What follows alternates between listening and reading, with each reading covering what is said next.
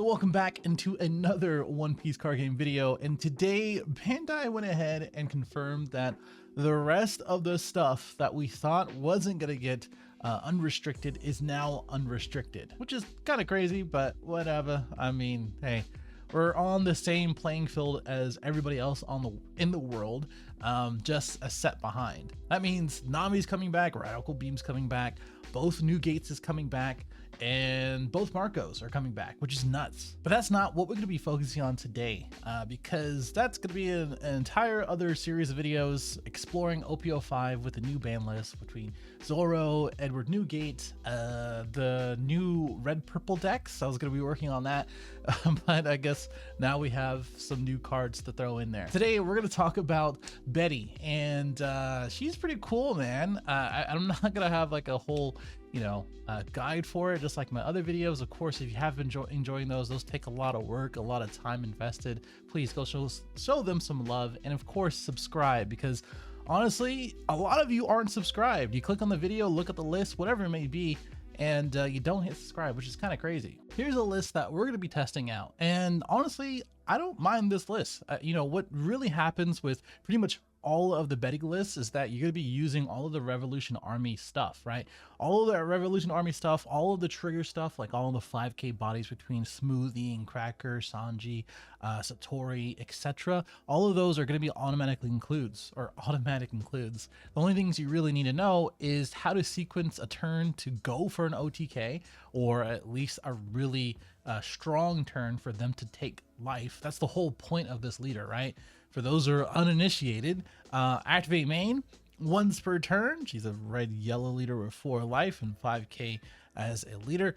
You discard 1 Revolution Army type card from your hand, and then you give up to 3 of your Revolution Army or trigger type characters 3k for the turn. And basically what this means is that any of these guys in red that have the Revolution Army tag, and as well as all of the triggers, pretty much every single character in your deck basically get that 3k power, as long as you get to pitch one of the Revolutionary cards. Now, to get familiar with them, there are a few things you kind of need to know and to be aware of, right? So this is the 2k counter that is basically your Otama and Archetype, just 1 extra and 1000 power more. It is searchable by our Belo Betty, and she looks at the top 5. You reveal a Revolution Army other than Betty itself, and then place the rest at the bottom. So what you usually want to do is to start out with Belo Betty.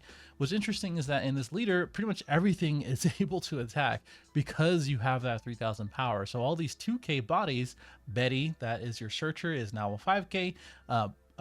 Bart, who can pop these things that are 2k or less, like blockers and things like that. Or if you play Koala into Bart, you can get rid of a 5k as well, which I generally never do. I don't really suggest that, but that is an option. His trigger is also pretty good because that automatically gets rid of 1 extra attack that is their own searcher, whether it's like Buena Vista, a Bonnie, whatever it may be, right? It doesn't matter. That's why Bart is super good, because it just ends up being a really big deterrent for smaller bodies. These are your lower costs. One other card that is really good in tandem with literally everything else in your deck is that Inazuma basically is the rush card that triggers off of anything that's your 5k or more, I would say. I mean, and anything, most of your things are 5k. These guys are played out of your triggers.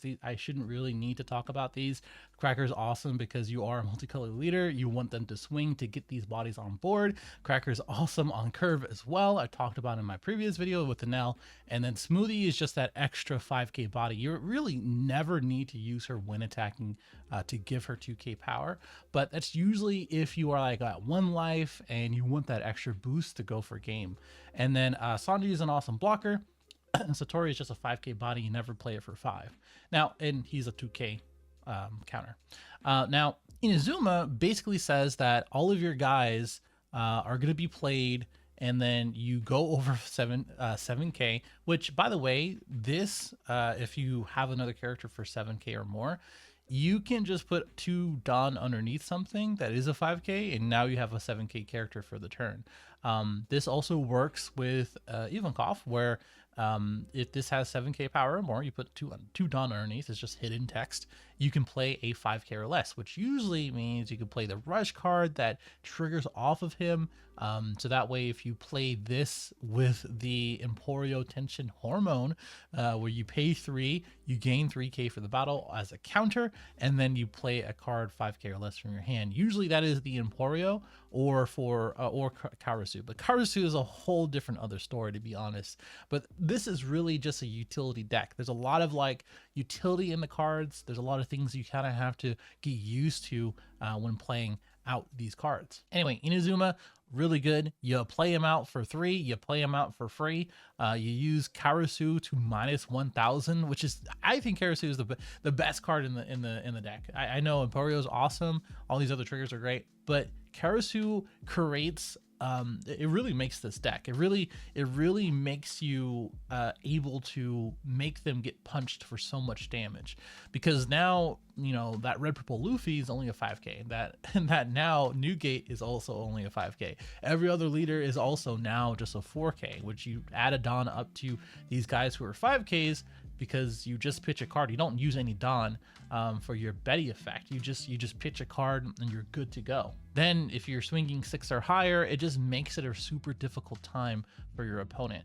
And this is also a really good target for Emporio, just like I was saying before. This also has the when attacking, so you can trigger it off your leader effect to pitch a card, and then it's an 8k. Now you can use the when attacking to -10 or -1000, or you can just swing 7 with 2 Dawn, and you know, there's just so many options you can go for. The rest of the cards, the Morley, I don't really like the card very much, but it is really cool to have your in archetype Luffy that you can play off the trigger. It doesn't have any counter power, which is why you play 3. Lindbergh is cool because now you have a little bit of options to remove things. Now you can play something like Otama, you can play something that reduces, but Koala kind of does that for you. And honestly, like if you play this the previous turn, you play Koala and then you just swing at something, you can get rid of a queen blocker or something that is a little bit of a nuisance, and also be a little bit more aggressive. So again, that pitching for 3k power, super awesome. You don't have to spend any Dawn for it. You just have to play the Koala for 2, pitch a card, and then swing. And that's pretty much it. Like now the 2 cards that I am very back and forth, which you can now play 4 of Radical Beam or some other defense, is the Sabo, which he is just a cool like late game body that can KO like the smaller bodies. Like if they are playing a lot of Charlottes, or if they're playing a lot of like 2Ks, you can get rid of 2 bodies. But really the biggest thing about him is that he is really good pitch fodder. So you want as many Revolution Army targets as you can get into your deck for your leader, but at the same time, he is a 7, now 10k with a leader effect. So like if you're running into something that has pretty good spot removal for a lower amount of targets, or smaller targets, I should say, the 6k or the 6/7 is not too bad. It's just basically just a vanilla for you. It just doesn't have any counter power. It doesn't really do anything else for you after that. But overall, really fun deck. Probably one of my favorite decks out of the set. If I had to play something competitive, it would probably be an L out of the set. And if I wanted to play something fun, it would probably be Betty. And there's probably an argument where I think going wider in this set, in this format upcoming, is a little bit better than going taller. But you know, we don't really know that, and I can't really say for sure until the tournaments come out, and until we have some footage, until we start looking through all those things. Let me know what you think about the deck list, and as well as the gameplay. Let me know what you think about the deck list, your own. Again, you can remove these guys and, you know, change up the ratios, but most Betty decks are just going to look like this with most of the trigger effects. Just a little bit more defense and a little bit more options in red. All right, to start it out, we're going to play against Red Purple Kid, one of my favorites out of the 3 captains, but obviously this one is not post-ban. Bandai loves to do their 2 a.m. updated ban list, so this is a little bit before that. We actually started out going first, which is a little bit weird for Betty. I think you want to go second in general. And, you know, in this case, there's not really I can't like the thing about Kid is that he's a generic leader that plays good red and purple things, and then he wants to do similar things like his brothers Luffy and Law, but just in a more mid-rangey way. And one of the things I did here, because we have the Emporio event card early on, and I think he's reading it. I gotta let you know this pause. I'm pretty sure he's reading it. I think it's a pretty like less popular card in general. So like it's understandable that someone would have to read it. So we have Emporio on board. We do have another Emporio in hand, and I think the plan is here is that we already have 2 targets for our leader effect. We want to take a life or 2 to see if we can get a trigger off of it, and we also have another 4-drop Emporio in hand. So may as well just play that and die to the Red Hawk, I guess. So what we're doing here is take the 4-drop that minuses 1,000 out of the top 5 from Betty Karasu. And that's going to help a little bit because now we have a target for Ivankov.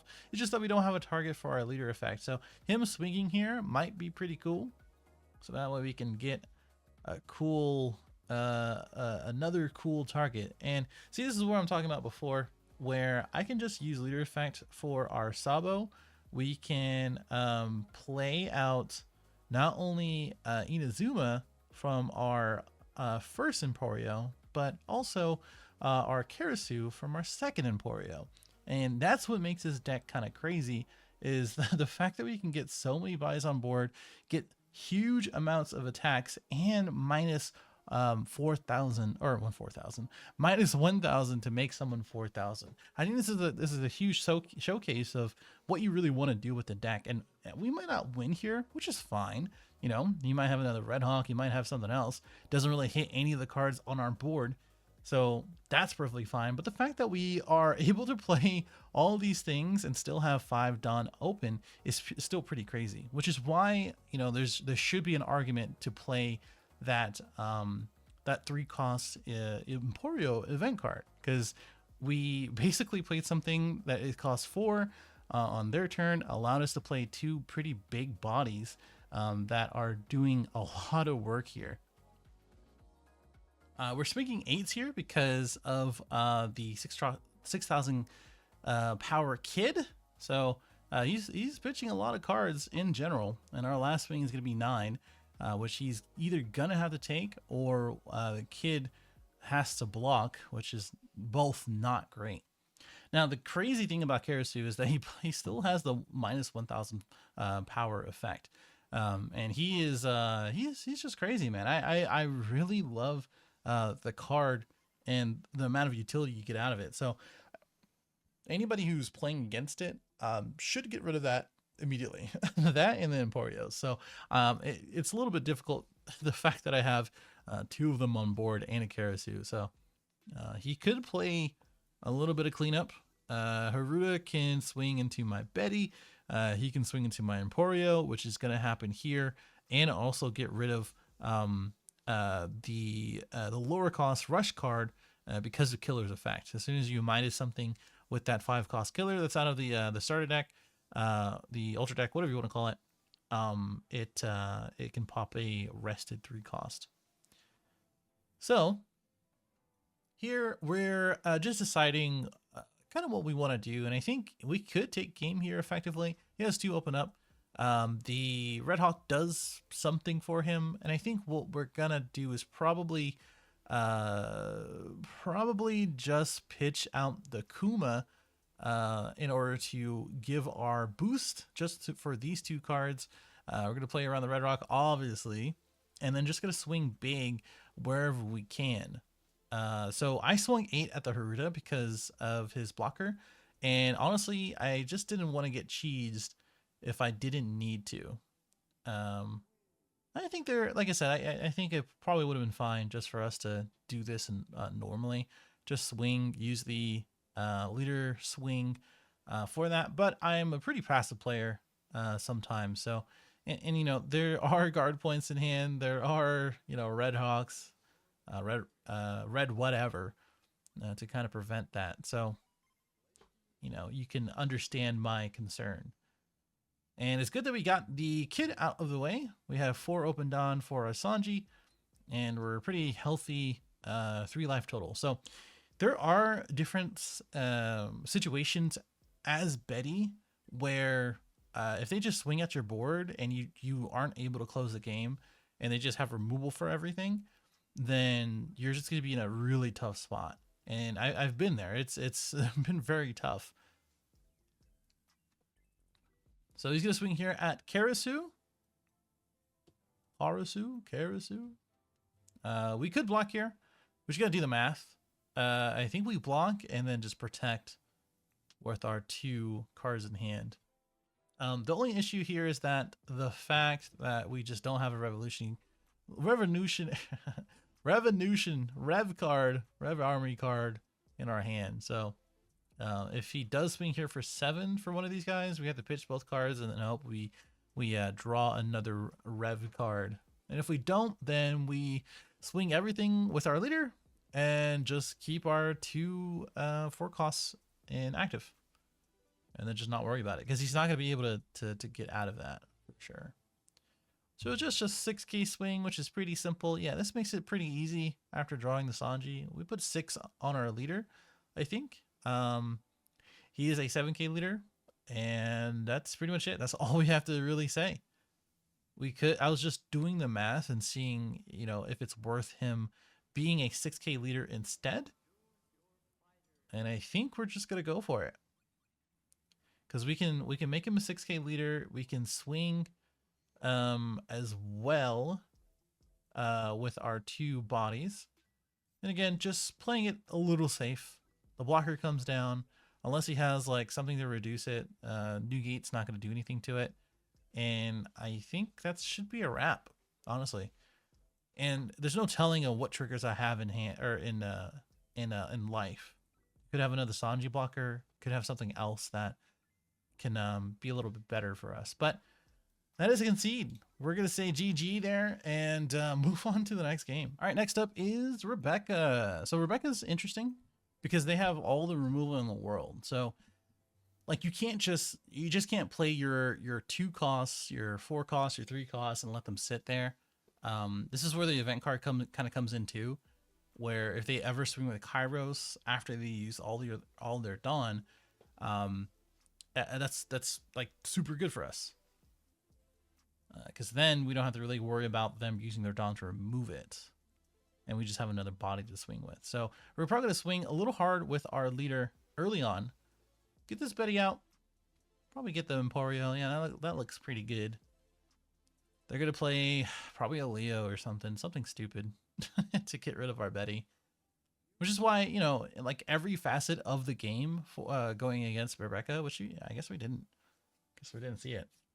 Every facet of the game for Rebecca or going against Rebecca, like it's pretty annoying.